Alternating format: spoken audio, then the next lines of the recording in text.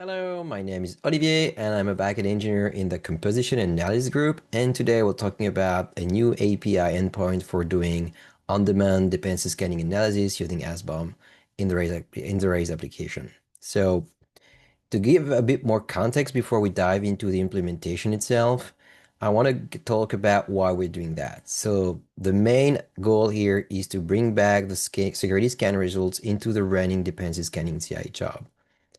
The thing is, when we've released the SBOM scanning beta, we've received feedback from customers that pushed us to reconsider the approach.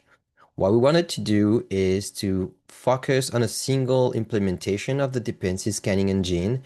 And when developing continuous vulnerability scanning, we had to implement a scanning engine in the Rails backend. And we wanted to reuse that and focus on having the CI job generating an SBOM, and once the CI pipeline is complete, that SBOM is scanned for vulnerabilities using the same engine. The prime is that this removes the ability for customers to get access to scan results as soon as the job finishes. And it creates some friction with some specific workflows for very big customers. So hearing that feedback, we wanted to find a solution to give them back these results directly into the CI job. At the same time, we didn't want to duplicate implementation of the scanning engine. So the solution we came up with is to develop this API. The purpose here is to make sure that we can do the same scan, perform the same scan with the same engine, but give the results immediately while the scan is running, the dependency scanning job is running. So this MR has been broken down into 4 different MRs to speed up the review. But before diving into that, I wanted to explain the full workflow so that you get a better understanding. So at the beginning, you have the dependency scanning CI job that starts, and as usual, we'll do the dependency detection and SBOM generation logic. But once an SBOM document is generated, it will be sent to the API for scan. In this workflow diagram, sequence diagram, sorry, we have the particular situation where direct upload is supported. That is an enhancement that improves the performance, and it leverages our workers HTTP server to avoid taking a slot in the connection pool on the Rails API. This is particularly interesting when we upload big file because the SBOM document can be up to 1 GB based on the current application limits that we have. So what happens is a single SBOM document is uploaded by a given query. So this is a while loop that we have to repeat in the scan in the dependency scanning analyzer for every SBOM that has been generated. So we start by uploading the SBOM. This query is intercepted by workhorse, which has a specific route and a specific handler for that specific route. And what it does under the hood is that it calls the authorized endpoint in the Rails API, that's a different endpoint. And that returns some configuration and whether or not the upload is authorized. Then the file that is actually uploaded goes directly to remote storage. In that case, that will be an Amazon S3 bucket, something like that.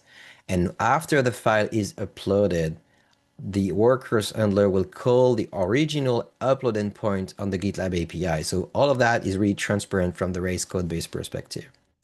Once that happens, we create an SBOM scan record, which is a new table, a new set of record that we introduce in those MRs. And then it schedule the on-demand scan using a Sidekick job. We would like to have that running synchronously for speed, but this is not something that is sustainable. And we want to be able to absorb some peaks of CI jobs demands without crashing the Rails API. So we have to use an asynchronous process for that, which also means we need to store data temporarily somewhere, which is why we have the SBOM records and the SBOM scan records, and we use file storage for the SBOM document first, and then for the results, as we'll see later. So once that job is scheduled, we return with a 202 and the download URL to the client. The client will wait for a couple of seconds, which is configurable and will adjust as we see how the overall system performs. But once it is ready, it tries to download the scan results. This API endpoint checks the SBOM scan status. If it's still created or running, then it returns a 202 again.